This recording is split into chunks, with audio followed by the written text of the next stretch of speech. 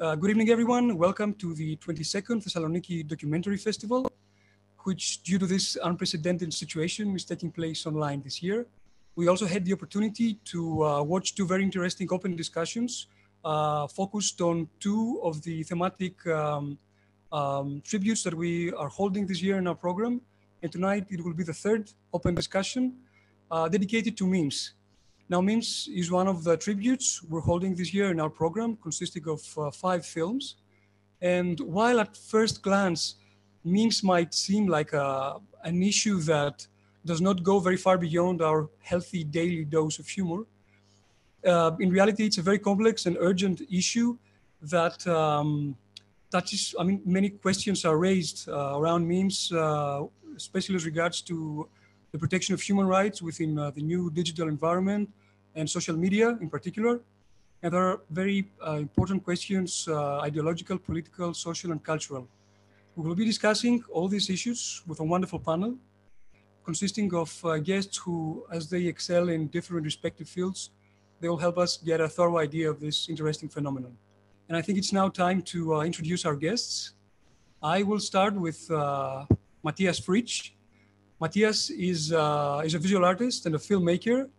He's a director of the story of Technoviking, one of the films that we're having this year in our tribute, which it's a wonderful film. And what's great about it in our discussion is that it pinpoints most of the questions that we'll be discussing tonight. So it will be a great basis for our discussion. Ματίας, thank you very much for being with us and a warm welcome. I would also like to welcome Giannis Iωαννίδης.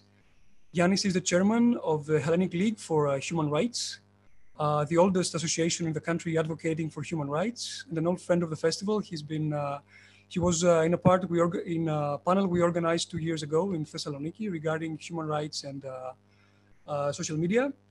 And along with Giannis, we have Stεύη Κίτσου. Stevie is a member of the board of the Hellenic League for Human Rights.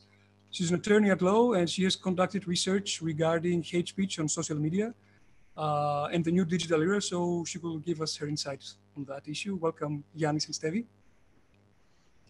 And finally, I'm super happy to be meeting in person, even if it's through Zoom, Pέτρος Ντόκος and Kostas Κρίνος, the masterminds behind the real ancient memes, a true phenomenon here in Greece. Everybody with a connection to the internet has seen their work. It's all over the web. I think you guys have more than 400,000 followers at your Facebook page. Yes. It's amazing. Yes. So we'll be very happy to hear from you from the creator's point of view. So a warm welcome and looking forward to your contribution. And I would like to naturally begin the discussion with Ματίας. So, Ματίας, just to put the conversation a little bit into context, and I guess that maybe some of the people watching might have not seen the story of Technoviking, and it's actually sold out for 3 days now. I would like to kindly ask you to share a little bit with us the story of Technoviking. I mean, how did you shoot this video that came to be known as a Technoviking meme? And what happened when the actual dancer who is featured in the video came up to you and you had to settle the case in court? I filmed this a scene in public space in the year 2000, and I took a 4-minute sequence, framed it as an artwork under a specific question: is it real or is it not real? So it has to do something with like filmmaking. Somebody can act in a way that everybody believes it, or somebody is a bad actor. But sometimes also reality is much more crazy than fiction. So I saw that all these topics are in this one sequence. So I framed it under that artistic topic and published it in several art institutions. And when the video streaming became powerful enough and YouTube came up, that was like in the year 2006 that YouTube came up, and in 2007 I just uploaded a lot of videos onto YouTube, and along this was this one sequence, and I had called it Nicam #1.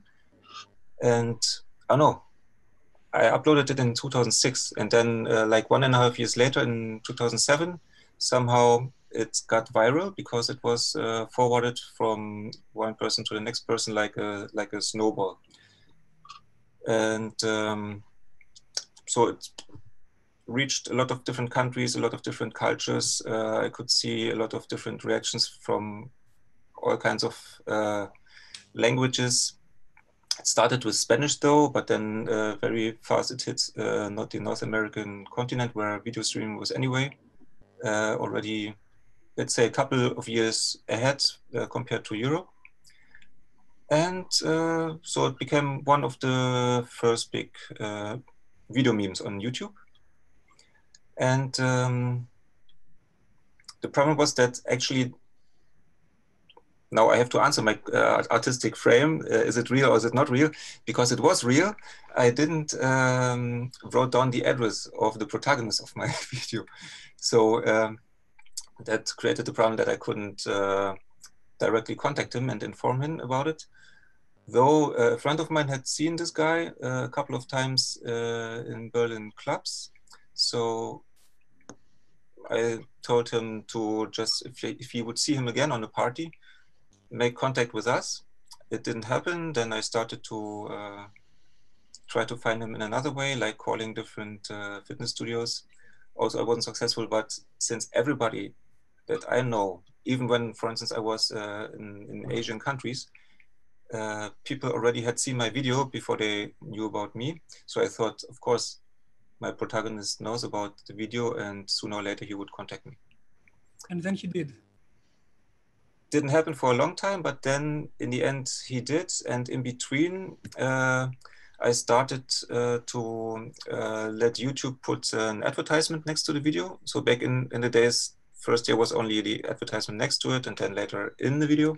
So I started to earn some money with it, like a little grant was for me as a art student or somebody that just finished his studies. It was super comfortable.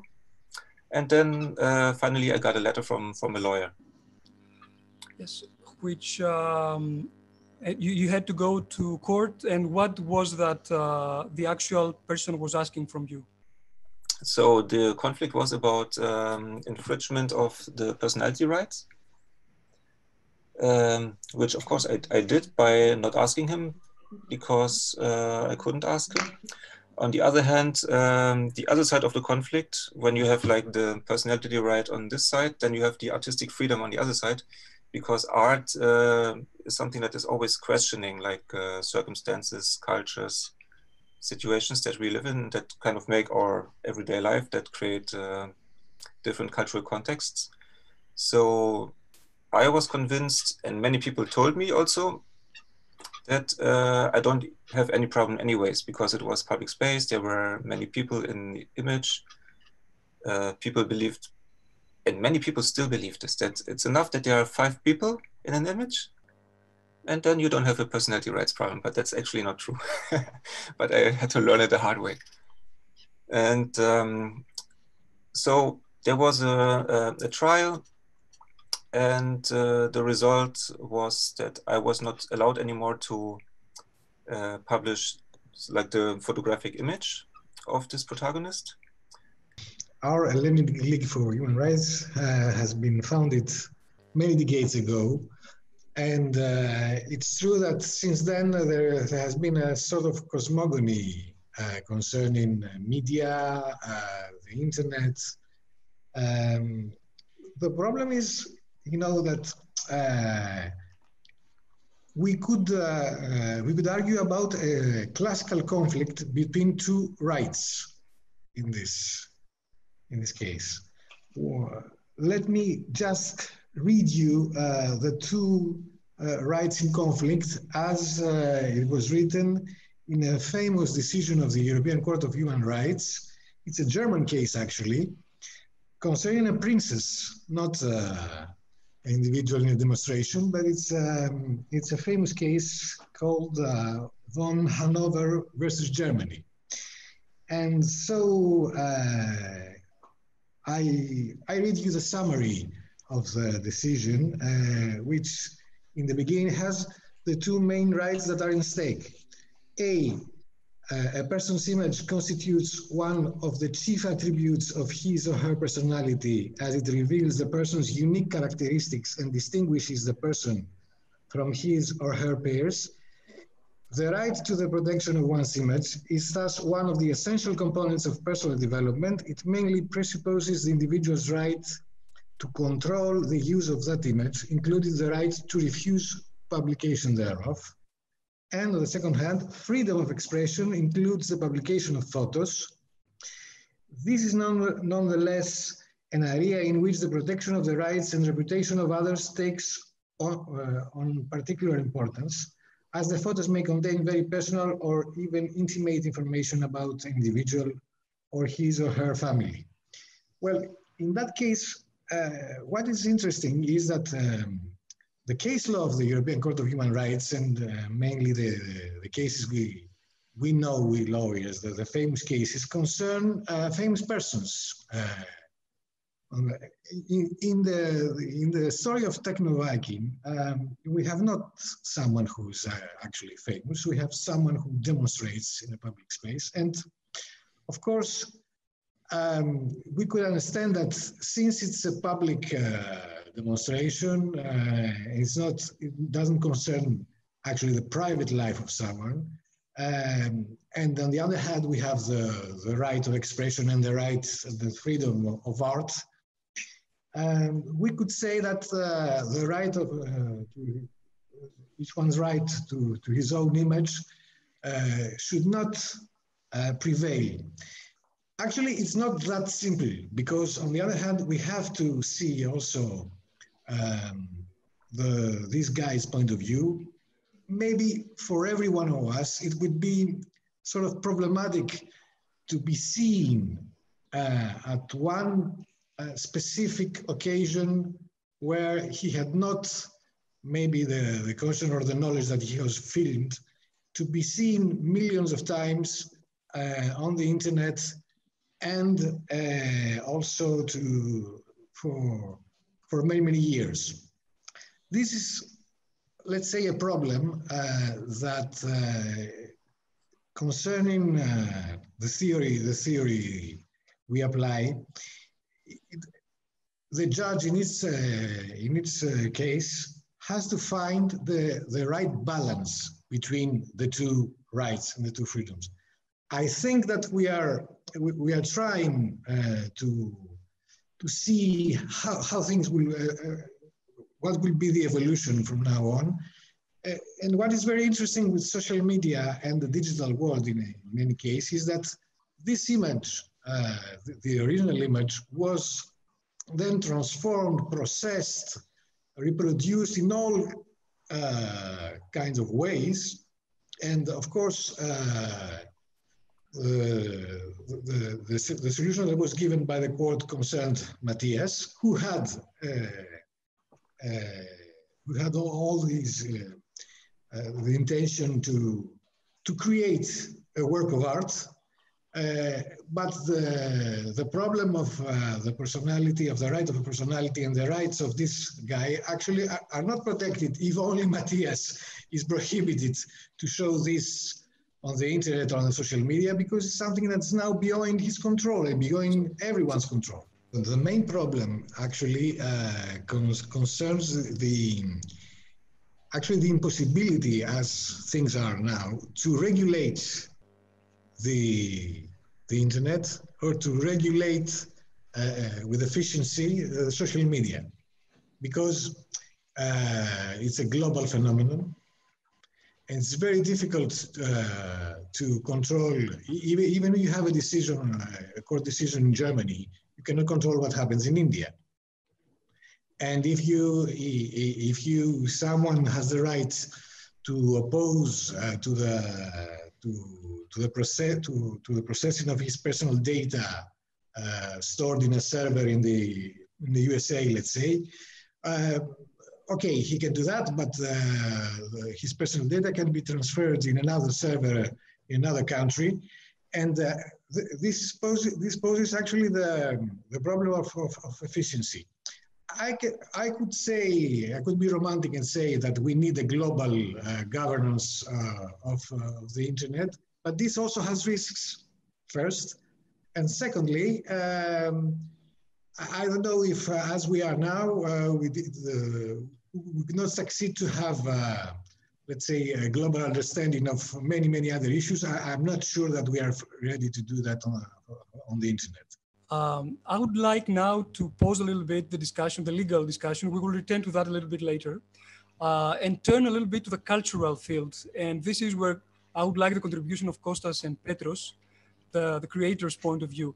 So my question is, what do you think is the cultural significance of memes? I mean, apart from a very good and healthy dose of laughter, which might be very useful in these, especially in these very stressed times of the pandemic, what do you think they have to offer, and what do you think they reveal about our culture?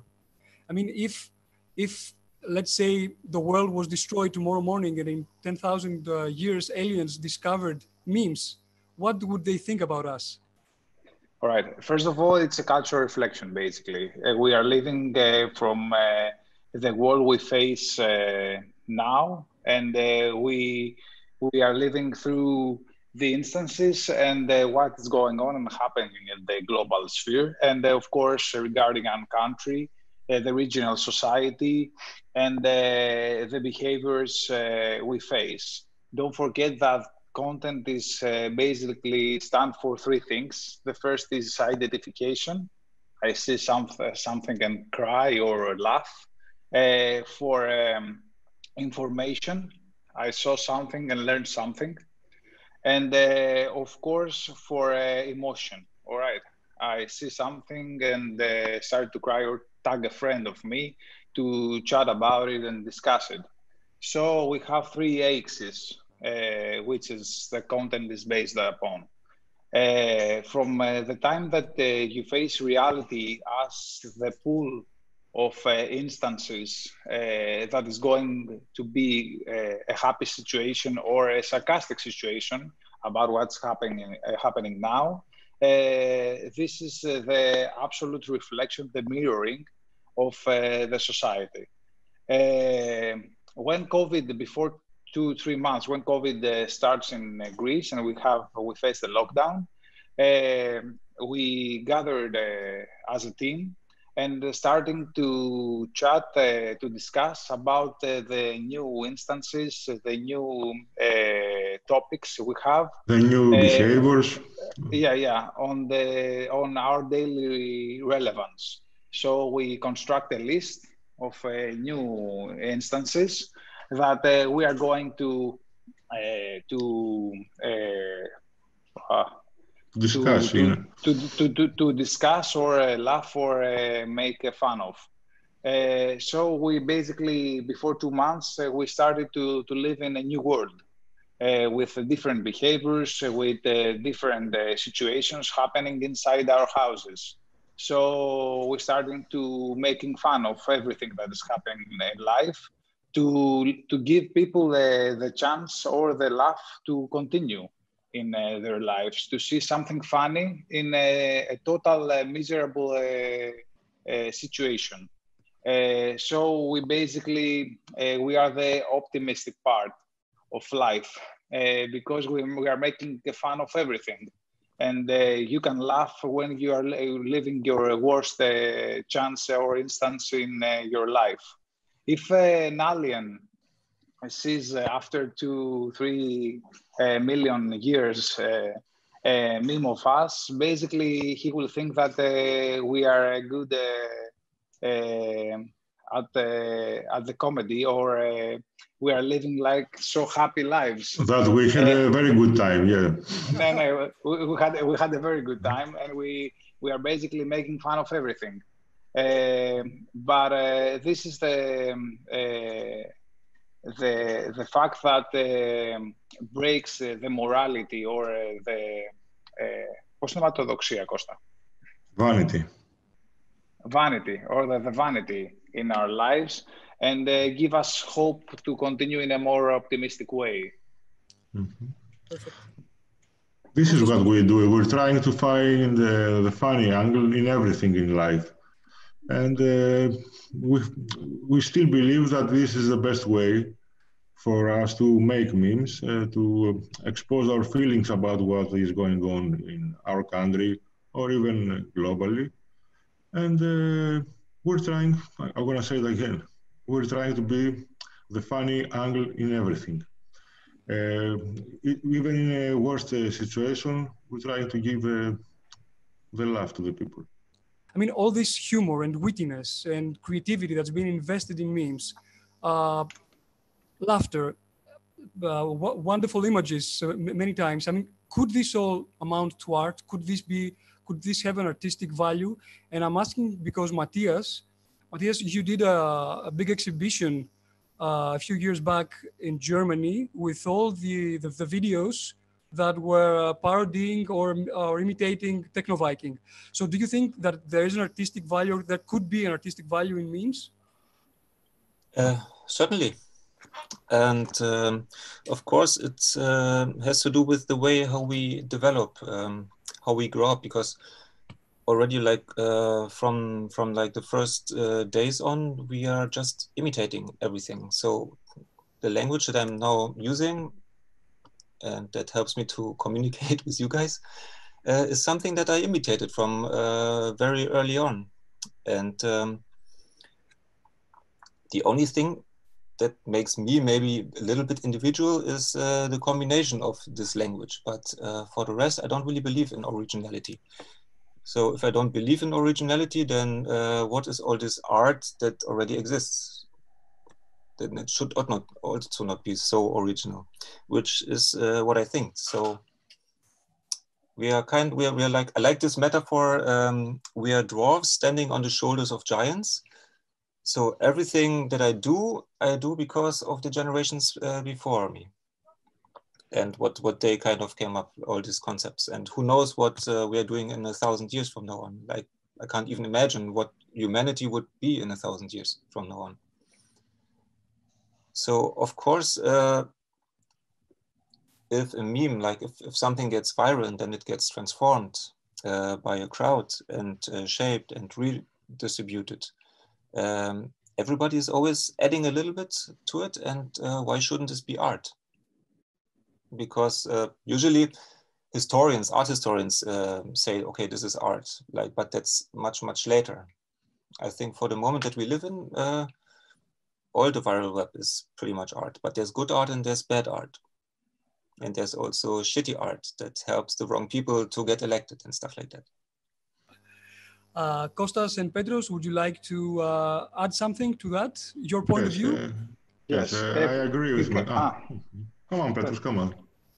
Picasso has a very good quote about it. He said basically that good artists copy and great artists steal.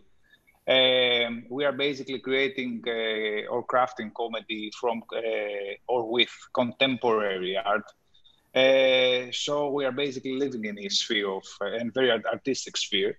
I totally agree with Matias. You should be dead in order to be recognized.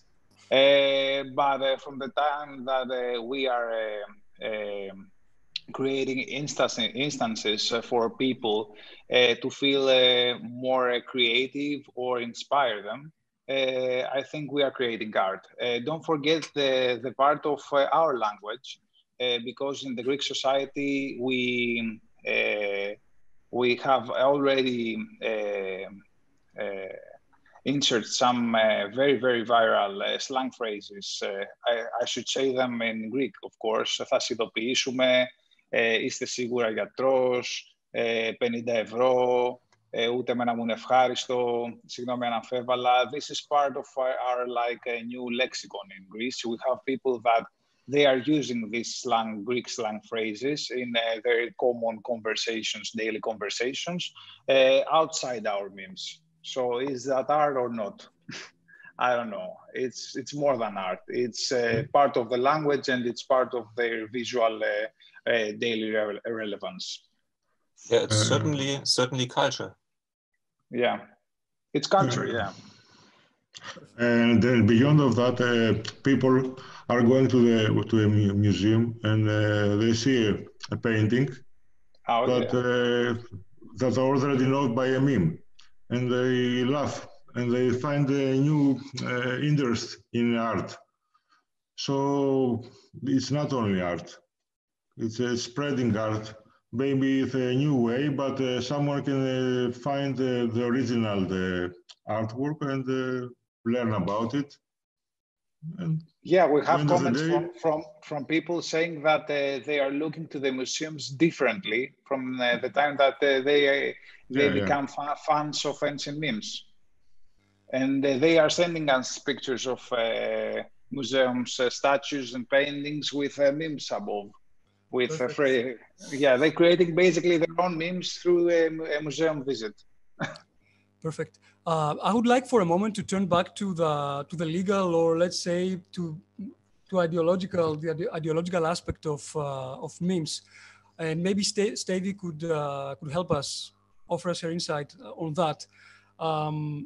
We know that memes are being used very heavily in politics, in political campaigns, but I feel, and I must admit I belong a little bit to the skeptics, I feel that the ideology that they disseminate is more closely associated to the conservative aspect of the political spectrum. And we know that the alt-right has been extensively using memes. We know that Pepe the Frog, that is officially a hate symbol in the US, has been used by President Donald Trump, which is a very questionable thing to do. And we know that there's a lot of hate speech and sexism going on, being disseminated through memes.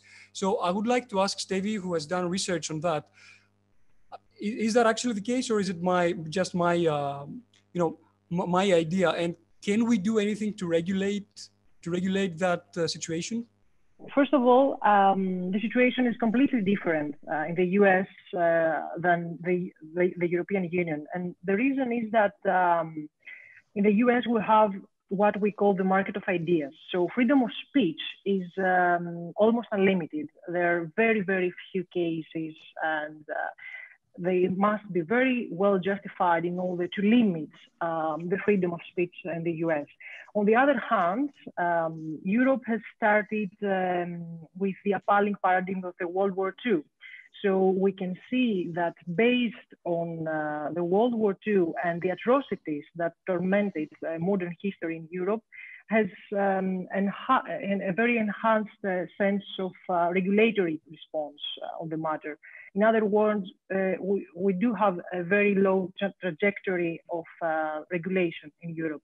And what about the political or ideological aspect of the kind of speech that's being disseminated through memes? Because we have a question, and that's a wonderful question from the audience. Do you believe that memes, as something amusing and widely accessible, is just another form of populism? And I think there's a lot of populism going on, both in the broader context of social media and through memes. Two basic distinctions here. First of all, hate speech, as described as hate speech, does not fall into the protection of the right of freedom of expression. It's illegal speech, okay? So put this aside, we could say that anyone can express themselves on social media as freely as they want. The thing here is this, that political speech is afforded with greater degree of freedom rather than my speech or your speech or anyone else. So the question here is, what can we do when racist speech or populism is politicized through speech of politicians? This is the core questions, and this is something that we need to address. For example, this is the reason why Trump, and let's put Trump aside because, as I said before, he's in the US and everything regarding freedom of speech is okay. Let's put this in the context of Europe. What about Salvini? Salvini has much more power when he practices his politics through his speech rather than anyone else who can also employ racist speech. So this is also a matter of discussion and address.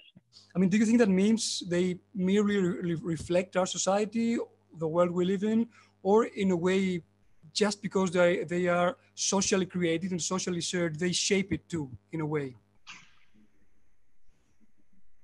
Both. From our point of view, memes are totally reflecting the way we are living. And this is something that people agrees upon. Like we are like...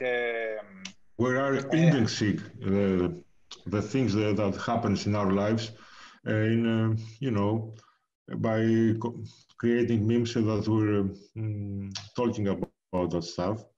And we're indexing what is on the quarantine, you know, recently. What are we doing? And Petros said that earlier. We recorded all the new habits, the new behaviors, and we talk about them for about 2 months. Perfect. Matthias, your comments? Yeah, I would definitely say both of these aspects is what memes do. Because if, for instance, people take up like terms from the real ancient memes and use them in their everyday life, or football players after making a goal, they start to do a dance that they have learned from an internet meme, then definitely this kind of memes, they have altered reality and everyday life. And Giannis and Stevie?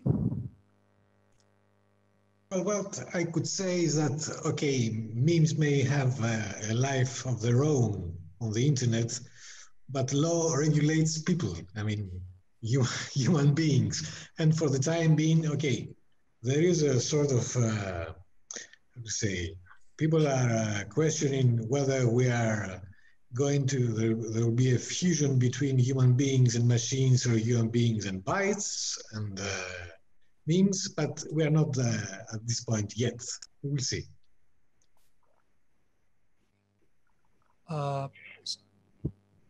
Yes, well, I definitely believe that it works both ways, and of course, it reflects a factual reality, but on the other hand, we can also witness the other way around, especially in matters of populist discourses, and how they can also shape a specific discourse on social media and actually this digital public sphere.